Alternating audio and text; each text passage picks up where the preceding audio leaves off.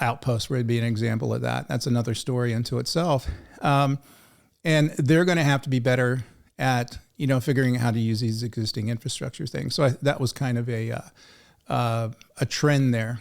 But the agentic mass movement, to me, when I, kind of got back and thought about what I just saw, seems like an afterthought. It seems to be reactionary, and that kind of leaves it to be, something that's bad. So I feel a desperation there. I feel that they're moving very quickly into a space that is certainly going to have value.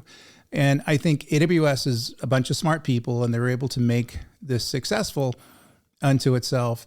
But I think that the amount of time and energy that they're spending on it now relative to the other things that they should be focused on, including the traditional side of their cloud, is going to lead them down to the wrong path. I don't think they're going to see the demand uptick from all the agentic stuff that they're pushing out into the market now. I think some of the AI infrastructure is going to be valuable, and some of the chips they're going to push out in the marketplace are going to be valuable.